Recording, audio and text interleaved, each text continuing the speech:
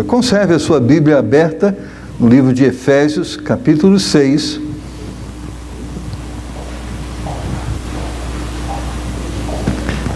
E vamos ler novamente o versículo de número 14. Estais, pois, firmes, tendo cingido os vossos lombos com a verdade e vestida a couraça da justiça. Oremos. Deus, fala conosco nesta noite e nos mostra o caminho em que devemos trilhar. Nos mostra o comportamento que devemos ter. Nós temos lutas, Senhor, mas cremos que o Senhor tem a vitória. Então nos dá a conhecer o plano de vitória que o Senhor tem para nós e nos dá a humildade e a fé de reconhecê-lo e segui-lo. Pedimos isso em nome do Senhor Jesus. O versículo 12 do livro de Efésios, irmãos, nos fala e indica claramente que o conflito que temos diante de nós é um conflito com Satanás e é um conflito espiritual. Sempre foi o plano de Satanás nos afastar de Deus. Isso começou lá no Jardim do Éden e continua até os nossos dias e continuará até que um dia ele seja jogado no lago de fogo e então cessará toda a ação e toda manifestação demoníaca no ambiente em que o homem habita. Mas até lá, não é? A Bíblia nos mostra que existe essa batalha, que existe o inimigo espiritual e que ele combate contra nós, combate contra o propósito de Deus na nossa vida e nenhuma arma física pode ser usada efetivamente contra ele e seus demônios. Ou seja, de nada adianta irmos na academia e nos exercitarmos fisicamente, nada adianta tomarmos isotônicos e dessa forma entender que vamos estar mais forte para enfrentar as lutas, porque é uma luta espiritual, que atinge os nossos corações, a nossa alma, que tem poder para nos destruir e tem poder até para levar o homem ao inferno, a destruir a sua alma eternamente. Não temos uma lista, irmãos, de táticas específicas que ele vai usar. No entanto, a passagem que nós lemos é bem clara ao dizer que quando seguimos todas as instruções fielmente de Deus, nós vamos poder resistir o poder do mal e ter vitória, qualquer que seja a sua ofensa. Nós não sabemos como o inimigo vai atuar. Em que momento ele vai atuar? Mas Deus nos diz que nós podemos estar prontos e vencê-lo em todas as suas tentativas de nos destruir. E, por isso, Deus vai nos mostrar as armas, ou o escudo, ou a armadura que precisamos nos vestir para fazermos frente a esse inimigo e termos vitória nessa batalha. E a primeira arma que o Senhor, primeira parte da armadura que o Senhor nos mostra é a verdade. E dizemos no sermão passado que essa verdade é a verdade que deve estar na nossa boca, dizendo que toda mentira é uma forma de estarmos andando por um caminho de derrota. A mentira pode se mostrar uma solução mais fácil aparentemente, mas no futuro ela se revelará destruidora. Por isso o Senhor diz que o pai da mentira é Satanás, e nós não devemos segui-lo, nós devemos seguir a verdade. Então a mentira não deve estar na nossa boca, mas sim a verdade, e somente a verdade. Mas existe também, irmãos, por parte de Deus, uma exortação. Ou seja, uma exortação a fazermos frente às mentiras espirituais. Porque além do inimigo nos tentar envolver em um mundo de mentiras, de práticas mentirosas, existe também uma intenção do inimigo de entrar não só em nossas vidas, mas nas igrejas. Irmãos, existe uma verdade: Deus está aqui, mas o inimigo está aqui também. Existe uma batalha espiritual que está ocorrendo neste momento.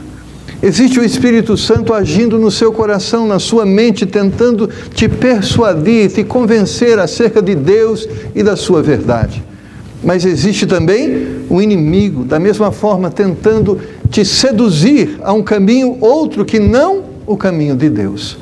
E o inimigo, irmãos, muitas vezes ele não está só atuando aí no banco onde você está assentado.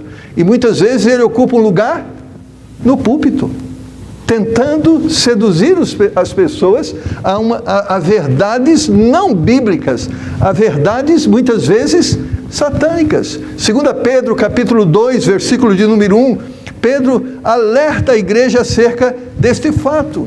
A Bíblia diz: e também houve entre o povo falsos profetas, entre vós haverá também falsos doutores, que introduzirão encobertamente heresias de perdição, e negarão o Senhor que os resgatou, trazendo sobre si mesmo repentina perdição. A Bíblia diz que existirá falsos profetas, que ensinarão falsas verdades. O povo, irmãos, o ser humano, tem uma natureza mística. Ele tem, de uma forma muito natural, esse interesse pelo espiritual, pelo divino. E isso, muitas vezes, é uma porta aberta para que Satanás entre. Nós vivemos em um mundo de muita religiosidade, e há religiosidade para todos os gostos, para todas as formas de pensar. E nós podemos dizer, há uma igreja para cada tipo de pessoa. E muitas vezes isso parece ser bom, ao ponto de que pessoas podem assim afirmar: todos os caminhos levam a Deus. Não importa a igreja que você esteja seguindo, o importante é que você tenha amor no coração e que você queira se encontrar com Deus. Nós poderíamos enumerar aqui uma série de religiões que pregam o amor, que falam de Deus. Agora, irmãos, a palavra de Deus, e ela mesma, e o próprio Deus cuidou para que reafirmar e como diz assim, declarar que só existe uma verdade, e a verdade que está na palavra de Deus. Não importa o que os homens pensam, não importa o que os homens acham, não importa o que os homens falem, só existe uma verdade, a verdade de Deus, e esta verdade está na palavra de Deus. Existe na teologia uma palavra que se chama exegese. O que significa isso? É quando a pessoa impõe à palavra o que ela pensa, ou seja, ela acha que Deus é assim, e ela faz com que a palavra, que a Bíblia apoie o seu pensamento. E existe a exegese. Nós não impomos à Bíblia o que ela deve dizer sobre as coisas, mas ela impõe a nós o que nós devemos entender como verdade. E esta, irmãos, é a forma que devemos nos relacionar com a palavra de Deus, ou seja, nós julgamos as coisas através do filtro da palavra. Porque muitos, em nome de Deus, seduzem as pessoas à prática do erro. Por exemplo, existe um movimento muito atual nos nossos dias que defende, através da Bíblia, que a homossexualidade é uma coisa aprovada por Deus.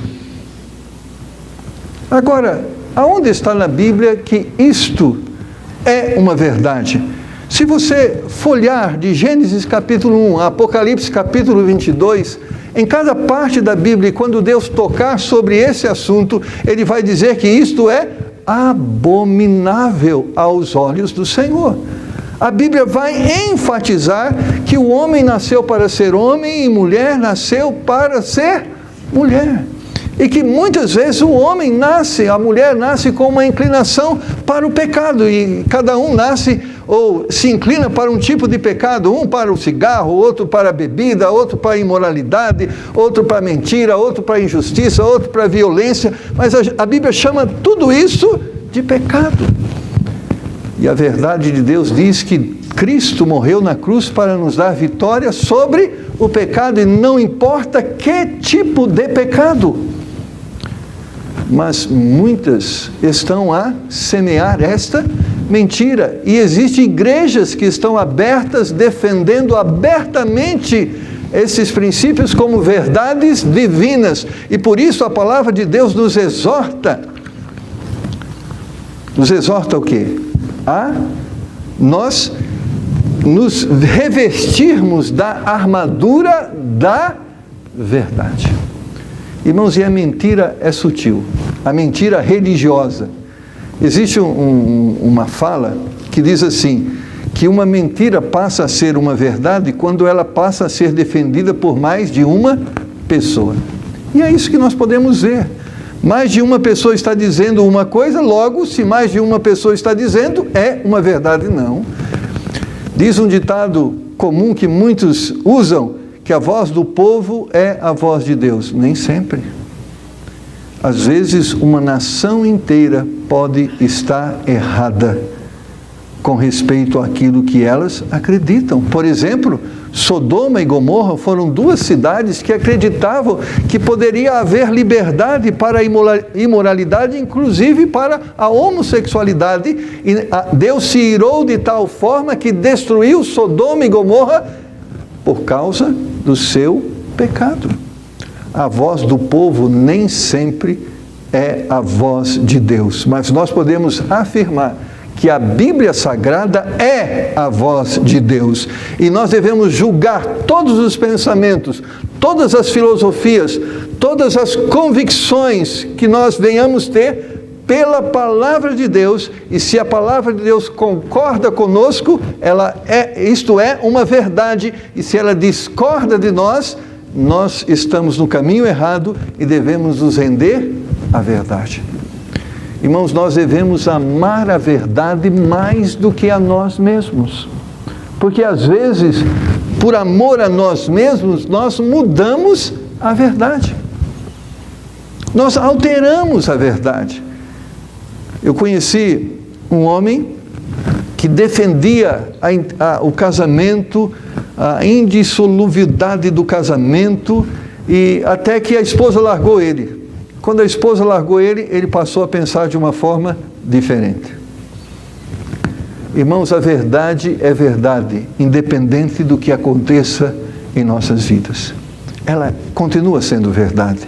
Nós podemos ser vítimas, nós podemos estar envolvidos em algo que entendemos que não é a vontade de Deus. Então devemos ficar firmes e entender que a verdade não muda e que nós devemos amar essa verdade, não importa o que venha acontecer, até mesmo conosco. Por isso, irmãos, temos que combater a mentira com o quê? A verdade é o que Jesus diz em João: conhecereis a verdade e a verdade vos libertará.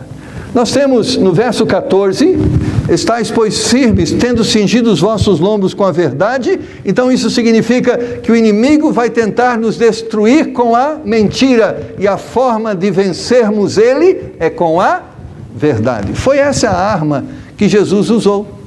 Satanás é audacioso. Jesus se humanizou, ia iniciar o seu ministério. Se preparando para esse ministério, ele foi para um deserto e se aplicou à oração. Jejuou por 40 dias. Depois de 40 dias, tendo ele se aplicado à oração, qual foi a sua primeira batalha? Contra Satanás. Satanás, tentando explorar aquele momento onde ele estava vulnerável fisicamente, Satanás tentou destruí-lo, seduzindo-o à mentira. A forma que Jesus usou para derrotar Satanás foi usando a verdade bíblica. E sabe o que Satanás usou para tentar destruir Jesus? A Bíblia. E interpretando a Bíblia de uma forma fraudulenta. E o que Jesus fez para enfrentar Satanás? Interpretou a Bíblia de uma forma verdadeira e derrotou o intuito de Satanás de tentar afastá-lo do seu propósito. Esta é a forma, irmãos, que nós vamos ter vitória, porque da mesma forma que Satanás tentou destruir Jesus Cristo, ele vai tentar nos destruir também. E uma das armas que ele vai usar é a mentira. E por causa da mentira, muitos estão deixando de adorar a Deus para adorar Satanás. E muitos têm adorado a Satanás ao invés de adorar a Deus. A outra arma, no mesmo versículo 14, vestida a couraça da justiça. Uma couraça, irmãos, iria proteger um guerreiro contra um golpe fatal ao coração ou outros órgãos importantes. A couraça ficava nessa parte do corpo.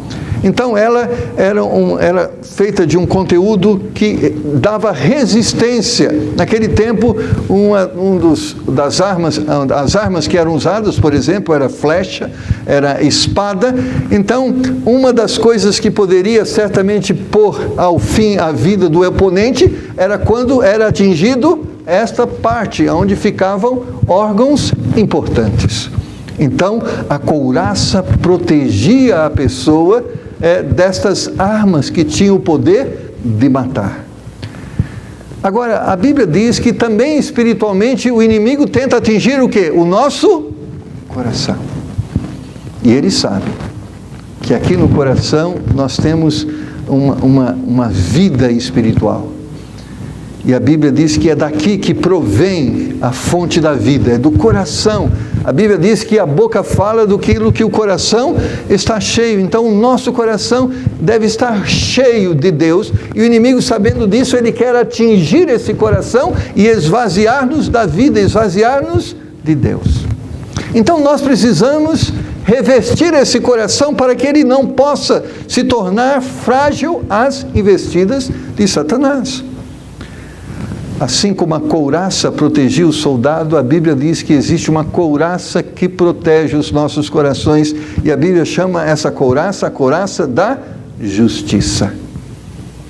Essa justiça, irmãos, não são as obras feitas por nós, as coisas boas, ou seja, por ajudarmos o próximo, por darmos pão ao faminto. Então nós protegemos o nosso coração de coisas ruins e de ataques satânicos, não.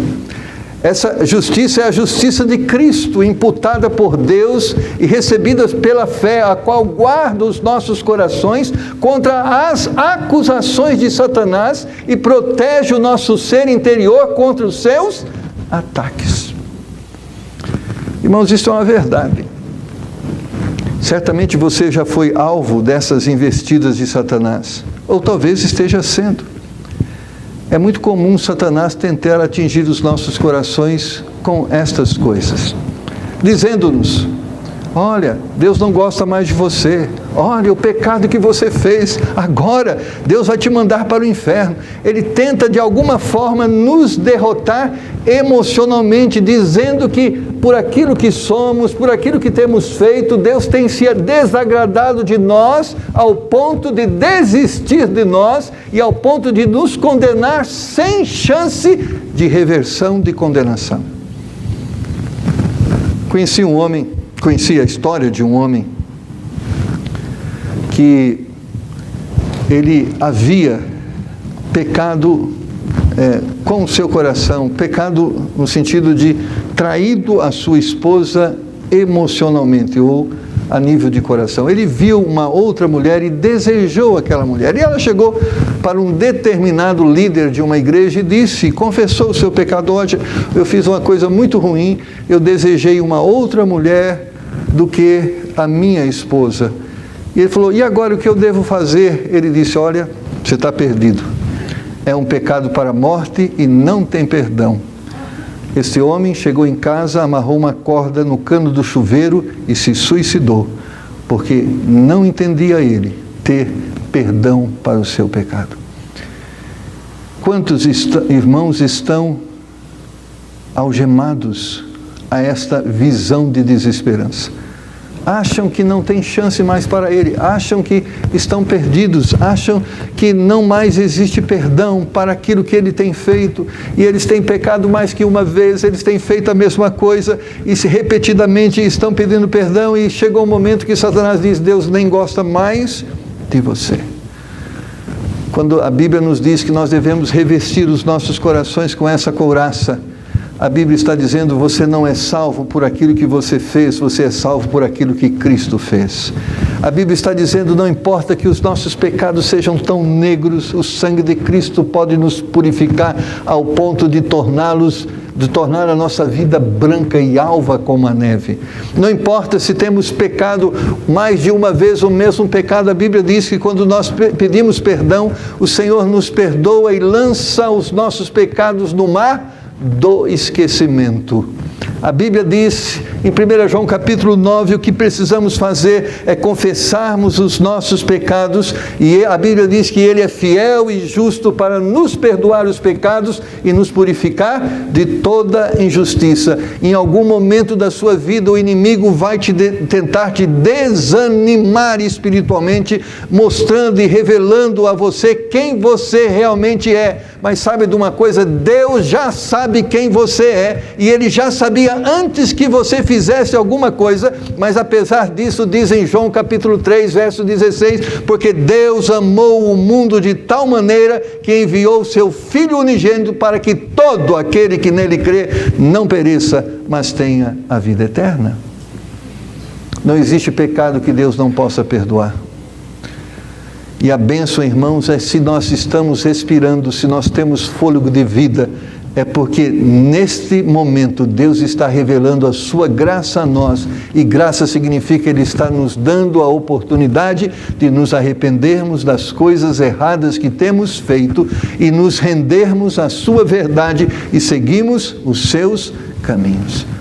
Mas não importa se você é filho, Deus também está disposto a estender essa graça a você, e a Bíblia diz que, em Hebreus capítulo 12, que Deus corrige os seus filhos, e a Bíblia vai afirmar em 1 João e outros textos que a partir do momento que nos tornamos filhos de Deus, e Romanos capítulo 8 vai nos fazer, Paulo vai reafirmar isso dizendo que nada pode nos afastar do amor de Deus que está em Cristo Jesus, nosso Senhor. O que ele está dizendo? Nós não somos salvos pelos nossos méritos, nós somos salvos pelos méritos de Jesus Cristo, e nós devemos crer nisso ao ponto de que isso se torne uma fortaleza contra as astutas ciladas do inimigo, que vai tentar nos persuadir, dizendo que Deus não mais olha para nós, e o que Ele quer com isso? Fazer com que nós nos entregamos ao pecado e uma vida longe de Deus. Filipenses 4:7 afirma: e a paz de Deus, que excede todo entendimento, guardará os vossos corações e os vossos pensamentos em Cristo Jesus. É um perdão incompreensível, é uma graça que humanamente não dá para entendermos, porque Deus nos ama apesar de sermos o que somos, porque Deus nos ama apesar de muitas vezes repetidamente fazermos coisas que aborrecem a Ele. Eu não posso explicar, não posso entender, mas a Bíblia diz, é uma verdade, que Deus nos ama apesar de sermos o que somos. Isso não significa que Ele concorda com os nossos pecados. Isso não significa que Ele não vai nos corrigir dos nossos pecados, mas o que a Bíblia diz em Romanos capítulo 8, nada pode nos afastar do amor de Deus que está em Cristo Jesus, nosso Senhor. O versículo de número 15: e calçados os pés na preparação do Evangelho da paz. O soldado moderno, irmão, assim como o guerreiro da antiguidade, precisava prestar bastante atenção aos seus pés. Nas guerras anteriores, você sabia disso, uma das coisas que se preparava como arma para derrotar o inimigo eram as minas terrestres que eram enterradas. E as pessoas, de uma forma displicente andando, de repente podiam pisar em uma delas, e isso causaria a morte delas.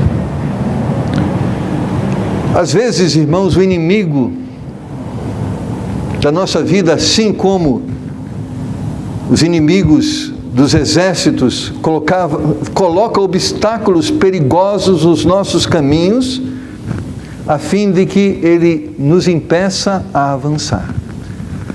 Porque uma das coisas que nós temos que ter em mente que a armadura que Deus nos dá não é só uma armadura para ficarmos parados, como que, lembra aqueles desenhos de super-heróis ou aqueles filmes onde a pessoa colocava um escudo, ela ficava ali parada e podia jogar bomba, nada ia atingir.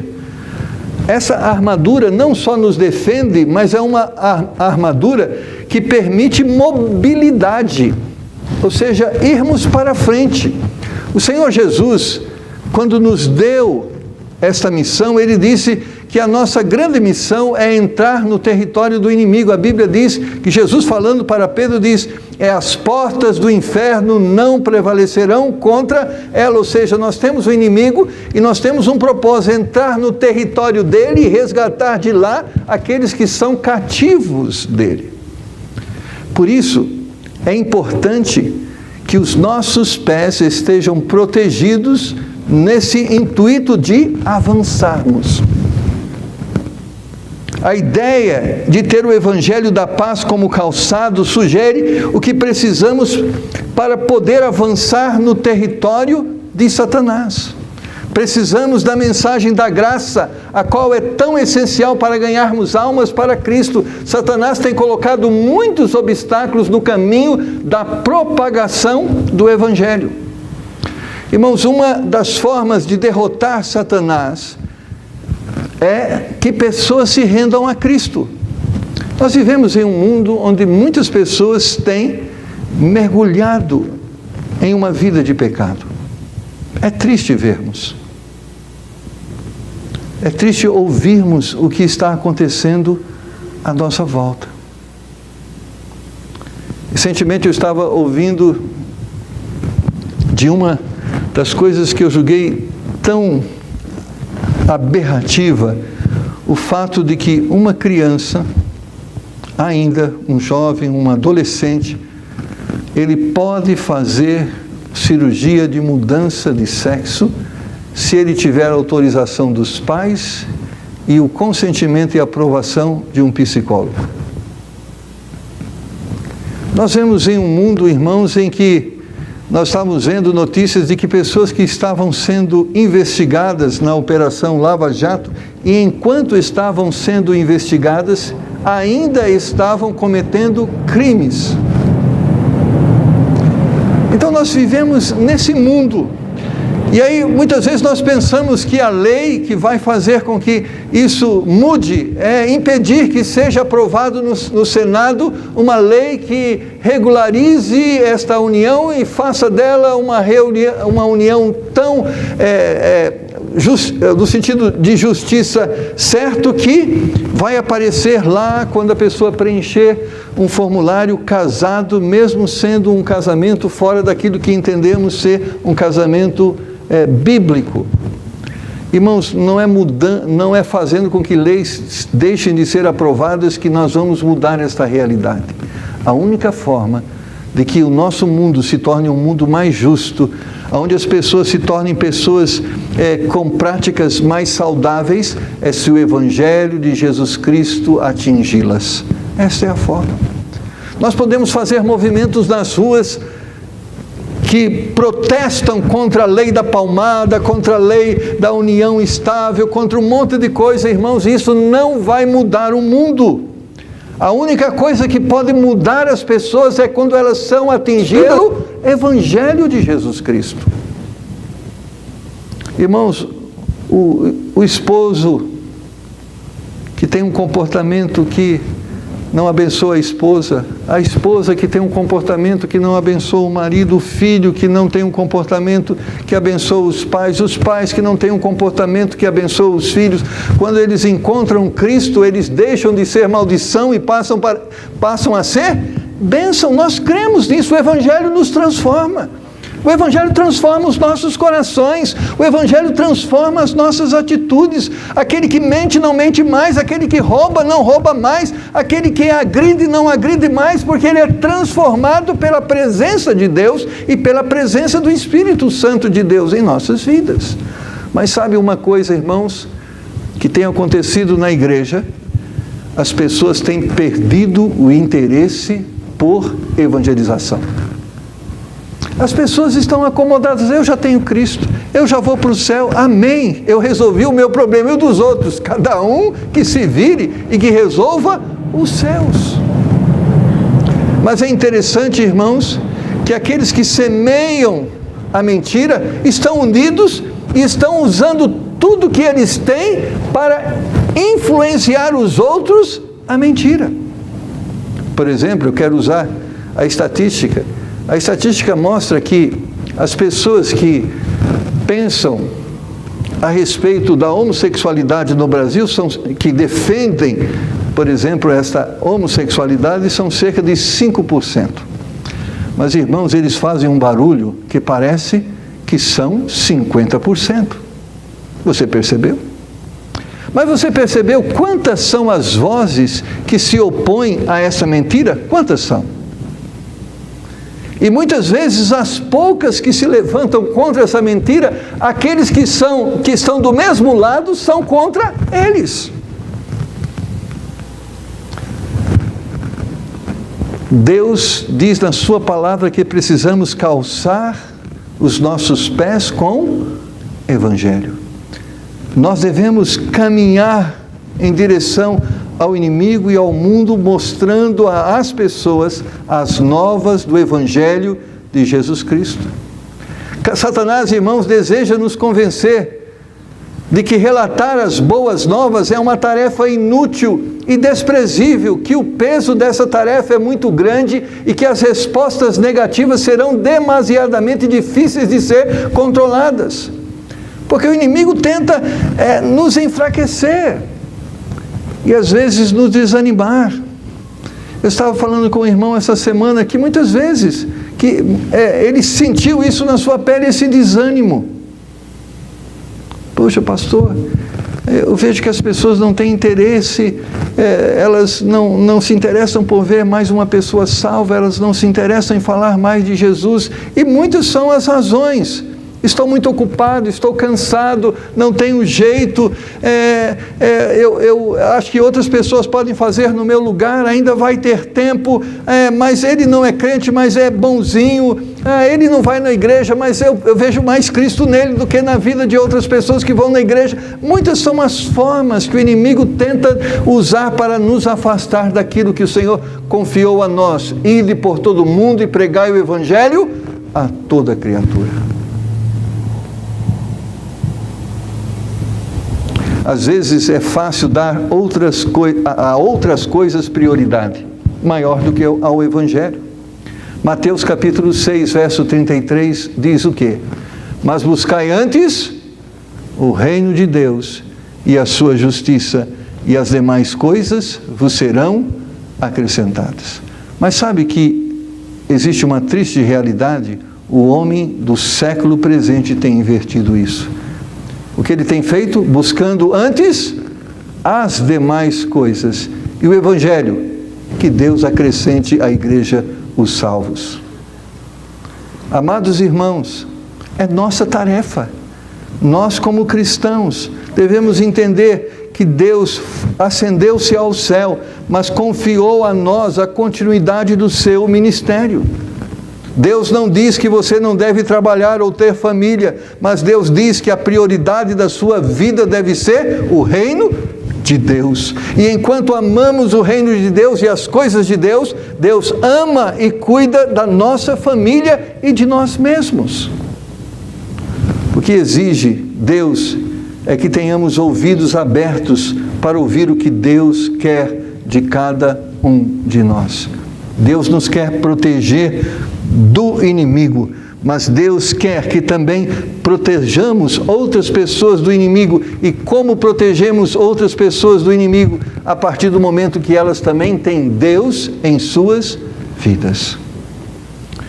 Você pode trabalhar ou estudar e ainda assim manter Deus e sua palavra e espalhar esta palavra, o Evangelho da Paz, como sua primeira preocupação. É dessa maneira que na armadura de Deus você terá os pés calçados com o Evangelho da Paz. Amados irmãos, nós vamos encerrar pensando sobre isso. Existe o inimigo tentando nos persuadir a mentira e dessa forma nos afastar de Deus. Mas existe o inimigo que sabe que nós estamos firmados na verdade e não vamos mais dar ouvidos às suas mentiras, mas muitas vezes ele nos limita, já que ele não pode mais nos convencer acerca de que esta verdade de Deus não é verdade. Sabe o que ele faz? Faz com que nós coloquemos tampões em nossas bocas para que outros não conheçam esta verdade. Devemos sim nos proteger de Satanás amando e vivendo a verdade, mas também devemos defender esta verdade levando às outras pessoas este conhecimento, porque aqueles que não conhecem a verdade estão servindo a mentira, e aqueles que estão servindo a mentira, ao invés de estar indo para o céu, estão indo para o inferno, e cabe a nós levar esta verdade a eles. Como estamos servindo o Senhor? Como estamos vivendo a fé cristã? Que Deus possa nos dar graça, irmãos, de nos firmarmos nessa verdade, e que Deus nos dê um amor tão grande por esta verdade, que faça com que nós saiamos desta zona de conforto e adentramos o território do inimigo, a fim de levarmos esta verdade àqueles que ainda não a conhecem. Porque Deus não só nos quer dar uma vida de vitória, mas Deus quer dar uma vida de vitória para a sua família, para os seus amigos, para os seus parentes, para aqueles que nos cercam. Deus, apesar de vivermos um momento muito difícil, eu creio que Deus pode, através da sua graça, agir na vida da nossa nação. Deus pode ainda converter corações incrédulos, mas para que isto aconteça, nós precisamos nos levantar. Nós precisamos crer naquilo que entendemos ser a verdade, e nós precisamos abrir a nossa boca e falar, para que esta verdade possa operar nesses corações transformação e libertação. Abaixe sua cabeça e vamos orar. Deus, existe uma batalha espiritual em que o inimigo de nossas almas procura de todas as formas nos derrotar. Às vezes usando a mentira, e às vezes nos tirando a mobilidade para agirmos e vivermos a missão que o Senhor tem nos confiado. Nessa noite, a nossa oração é que Teu Espírito Santo esteja agora nos firmando nestas verdades, na verdade da salvação, na salvação que temos tido no Senhor e que nada agora pode nos afastar do Senhor. Nessa verdade que temos, que é a Tua palavra, e que possamos crer nela de todo o nosso coração. Pai, vivemos em um mundo onde as pessoas têm amado mais a mentira do que a verdade. Nos dá graça para que em nossas vidas isto não seja uma verdade, mas que o amor ao Senhor e à Tua palavra seja a única coisa que temos colocado em nosso coração. Pai, nos dá ouvidos que tenha discernimento para podermos entender e distinguir aquilo que é verdade do Senhor e aquilo que não é verdade do Senhor. Vivemos em um mundo de tantas falas, de tantos discursos. Nos ajuda, Senhor, a crescermos no conhecimento da Tua palavra, a fim de fazermos frente a todas estas mentiras. Mas também, Senhor, nos dá graça, nos dá uma sensibilidade, um amor pelas almas perdidas, por aqueles que estão sendo vítimas do engano e da mentira de Satanás. Nos dá graça para levarmos a eles o conhecimento da verdade, a verdade que liberta, a verdade que salva. Ó Senhor, eu sei que o Senhor ainda pode hoje salvar nossos parentes, nossos amigos, nossos vizinhos. O Senhor pode salvar aqueles que estão em evidência, autoridades, líderes. O Senhor tem poder. Oramos, Senhor, nesse dia, para que o Senhor possa tirar todos os obstáculos, aqueles que estão nos impedindo de servirmos o Senhor da forma que precisamos servir. Talvez seja o entretenimento, talvez seja o trabalho, talvez seja pessoas, amizades. Ó Pai, nos liberta de tudo aquilo que impede de servirmos o Senhor da forma que o Senhor quer que lhe servirmos, Senhor. Nos ajuda nessa noite a nos apossarmos daquilo que o Senhor nos oferece como ferramentas para termos vitória na nossa vida, mas nos dá graça também para nos apossarmos da missão que o Senhor tem confiado a nós, a fim de que possamos vivê-la. Pedimos, Senhor, as Tuas bênçãos, imploramos ao Senhor, em nome de Jesus. Ainda olhos fechados, Deus falou com você, te fez entender. E talvez nesse momento, Deus te deu discernimento sobre algo que o inimigo estava trabalhando na sua mente. E Deus te deu vitória. E Deus quer que você diga agora: Deus, eu quero amar a verdade, eu quero somente a verdade, me ajude a ter vitória contra os pensamentos do inimigo, os pensamentos que o inimigo põe na minha mente, que procura me afastar do Senhor. Muitas vezes eu estou sendo desanimado por esses pensamentos, por essas investidas. Me dá vitória, Senhor, para permanecer firme. Se Deus tocou no seu coração, tome a decisão agora: Deus, eu quero viver pela verdade, somente pela verdade, me dá graça para isso. Mas talvez Deus também está falando com você, não é uma verdade só para você, mas é para o seu amigo, seu vizinho, para o mundo. E Deus está te despertando por um amor maior pelas almas perdidas, e você quer que nós oramos por você. Mas talvez você está aqui e nem sabia que existia dois caminhos, um que leva a Deus, ao céu, e um que leva ao inferno. E você ouviu nesta noite que Jesus é o caminho, que Ele é a verdade, e você gostaria de decidir a seguir a Jesus. Não importa qual seja a sua decisão, em qualquer uma destas áreas, você está disposto a tomar essa decisão? Levante a sua mão. Pastor, ore por mim. Deus falou ao meu coração, amém. Deus tocou no meu coração, amém. Eu quero que Deus me ajude a viver dessa forma. Ore por mim. Mais alguém? Amém. Mais alguém? Ó Deus, me abençoa. Pai, o Senhor viu as mãos que se levantaram. Dá graça a cada um deles, para que eles possam viver aquilo que o Senhor lhes tem revelado. E que eles possam, através do poder do Senhor, ter vitória em cada uma das áreas que aqui foram mencionadas. Que possam ser eles soldados de Jesus Cristo, combatendo a mentira e levando a verdade para aqueles que estão sendo vítimas do engano de Satanás. Ó Pai, nos ajuda a sermos um exército do Senhor, usado para libertar os cativos. Nos dá graça para isso, em nome de Jesus.